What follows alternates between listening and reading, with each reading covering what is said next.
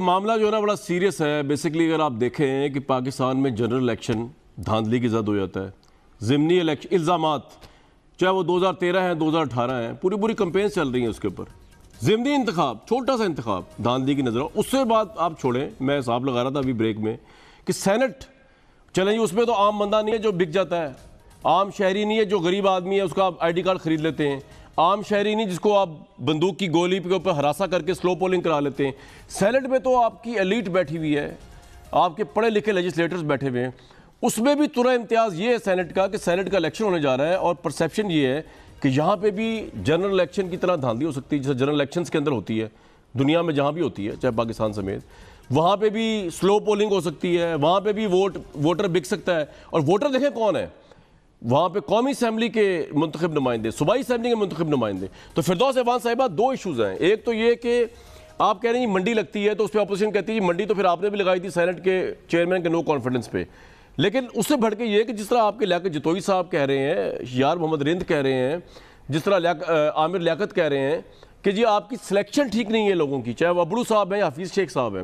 تو اگر prime minister کی سلیکشن ٹھیک نہیں ہے, پارلیمانی بورڈ کے فیصلوں پہ عمل درآمد نہیں ہوا, اس کی کوئی کمیٹی نہیں بنائی گئی, ایک بندے نے فیصلہ کر لیا, دو بندوں نے فیصلہ کر لیا, اور آپ کے پارٹی کے اندر لوگوں کے ضمیر جاگ جائے, ووٹ نہ دیں لوگوں کو, نہ بھی بکیں, تو پھر یہ تو آپ کے لیے ایک سوال ہے نا کہ آپ نے فیصلہ غلط کیوں کیا سینٹ کے ان امیدواروں کا.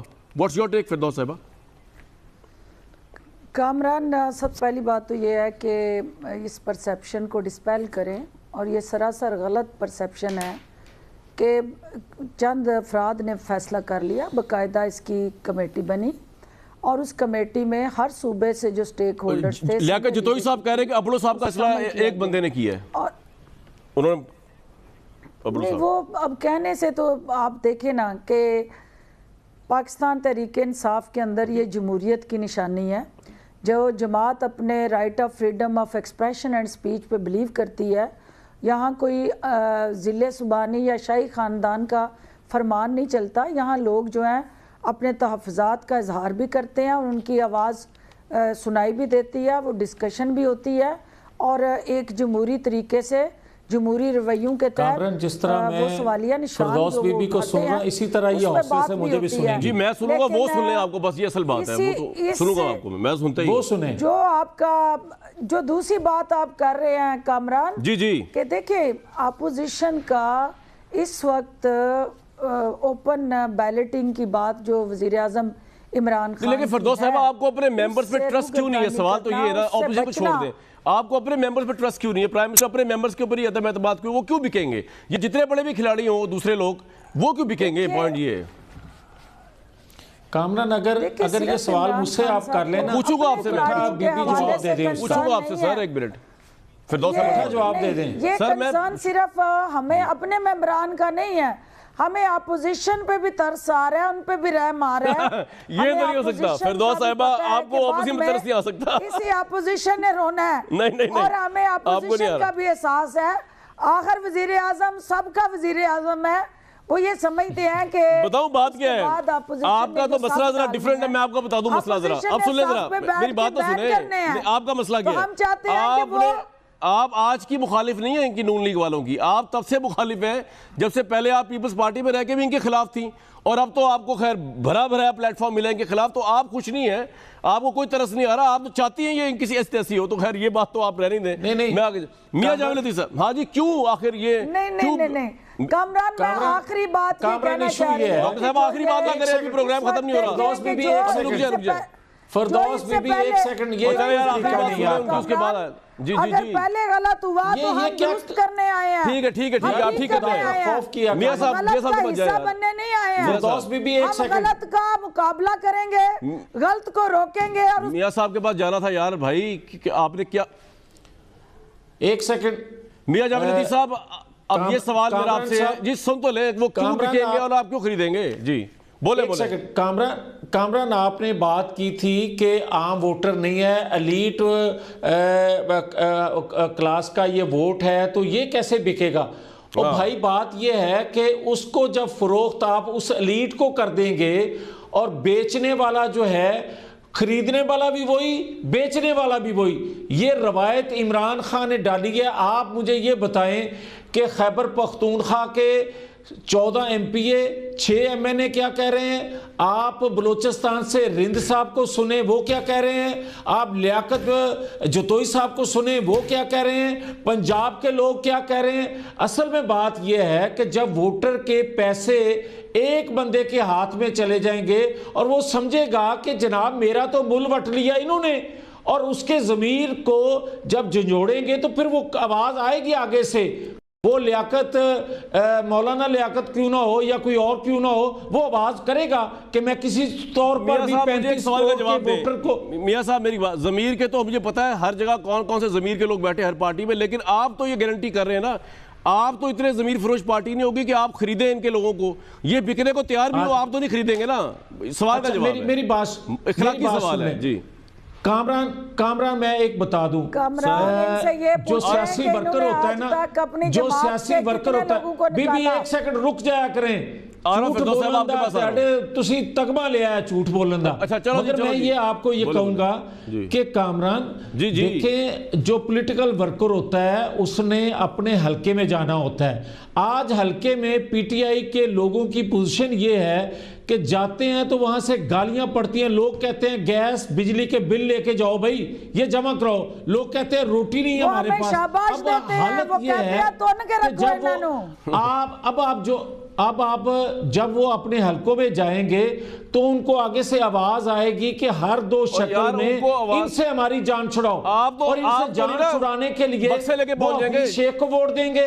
چلو حفیظ شیخ کو ووٹ دیں گے, وہ کہہ رہے ہیں کہ جہاں یقیناً گیلانی کو ووٹ دیں گے, گالیاں پڑ رہی ہیں گیلانی کو ووٹ دیں گے, اس لیے حفیظ شیخ کو ووٹ نہیں ملے گا.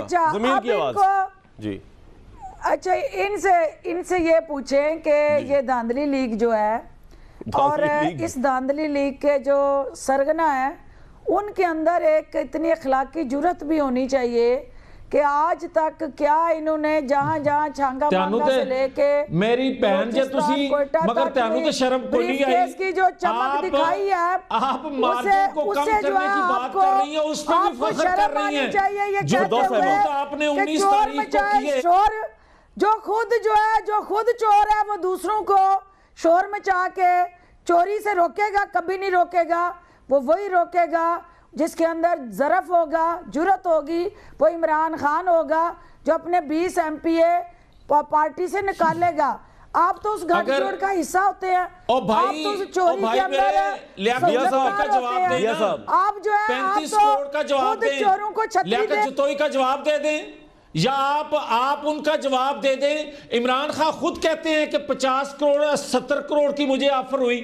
اور بھائی جس کے عمران خان بکا تو نہیں, آفر بھی اس کو ہوتی ہے. بھائی عمران خان بکا تو نہیں نا, میں یہ کہہ رہا ہوں آپ نے بھی خریدنا نہیں ہے. اگر حفیظ شیخ ہار گیا, میاں صاحب میں تھوڑا چھٹا گا نہیں, میں تھوڑا دس رہے ہیں حفیظ شیخ ہار گیا نا تھے, اس طرح نہیں. ایسا مطلب آپ مجھے یہ بتاؤ, جب تک آپ بکنے کے لیے تیار نہیں ہوگے مجھے جرت نہیں ہوگی آپ کو. میں کہتا ہوں جی او بکنے لیے تیار نہیں ہو جانا, اسی نہیں خریدنا. میرے میں لچک آئے گی, میرے میں لچک آئے گی, کوئی مجھے نوٹ دکھائے گا, نوٹ مجھے اس وقت کوئی دکھائے گا جب میرے میں لچک آئے گی.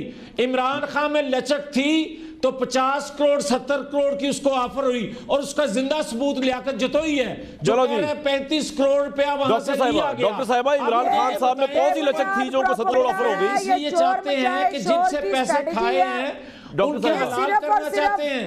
اپنا بدبودار دامن جو ہے اس کو بچانے کی یہ حکمت عملی ہے.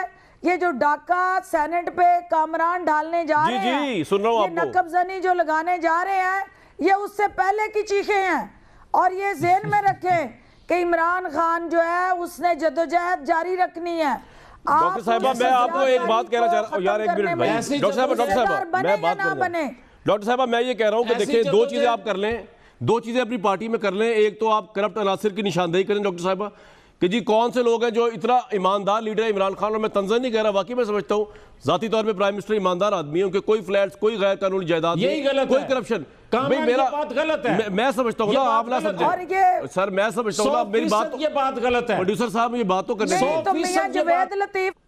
میں فردوس صاحبہ, تو میں آپ سے کہہ رہا تھا کہ اس لیے آپ نے دیکھنا یہ ہے کہ اتنا ایماندار لیڈر اپنے نیچے سے کرپشن صاف کیوں نہیں کر سکا, اور آپ کے لوگ کیوں بکنے کو تیار ہو جاتے ہیں, یہ آپ نے دیکھنا ہے.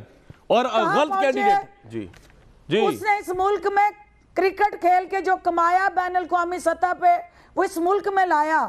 اس ملک میں انویسٹ کیا اور آپ کی لیڈرشپ نے یہاں سے لوٹا اور بھائی اور کرکٹ باہر تو جا کے اور بھی انویسٹ بڑے کیا. میاں صاحب سے میرے سوال عمران پوچھ رہے خان میں اور آپ جو نے. میاں صاحب. کامران جی. مجھے یہ بتائیں کہ کرکٹ پاکستان میں اور کتنے لوگ کھیلتے ہیں جن کے پاس 300 کنال کے گھر ہیں؟ او بھائی جیسا کرکٹ فیم اور عمران کتنے خان لوگ کا تھا کھیلتے ہیں میاں صاحب ایک منٹ جو میاں صاحب جہازوں جیسا میں فیم جہازوں میں میری بات سنیں جیسا فیم عمران خان کا تھا ویسا فیم تو پاکستان میں کیا دنیا میں کسی کو نہیں ملا. جتنا پیسہ انہوں نے ایڈورٹیزمنٹ سے لیا کاؤنٹی سے لیا کومنٹری سے لیا ان کا کیا ہوا. اور اگر وہ لالچی ہوتے تو اپنی بیوی سے 50% لیتے ہیں وہاں پہ جمائمہ سے انہوں نے نہیں لیا. جی کامران اب بتائیں آپ کی مجبوری ہوگی میاں صاحب سے بات ہوگی. کوئی مجبوری ہوگی میری کوئی مجبوری نہیں ہے. میں کہتا ہوں کہ پاکستان میں جوید میاں داد بھی تھا پاکستان میں اور وسیم تھا کتنے لوگ تھے جن جو 300 کنال کے گھر میں رہ رہے ہیں. مجھے یہ بتائیں کتنے اور کرکٹر دنیا میں ہیں. ایک بریک دیکھیں مجھے ایک بریک لینی ہے. میری کوئی مجبوری نہیں ہے. پرائم منسٹر عمران خان کی گورننس کا میں خود کرٹیک ہوں اور میں یہ نہیں کہہ رہا ہیز این ایگزامپلری لیڈر جو ہے گورننس کے حوالے سے. لیکن اگر آپ وسیم اکرم کو یا دوسرے لوگوں کو عمران خان سے ملائیں گے تو بھائی زمین آسمان کا فرق ہے یار. پاپولیرٹی وائز اسٹارڈم وائز پیسے وائز اور ابھی تک آنیسٹ ہے. ایک بریک لوں گا جی.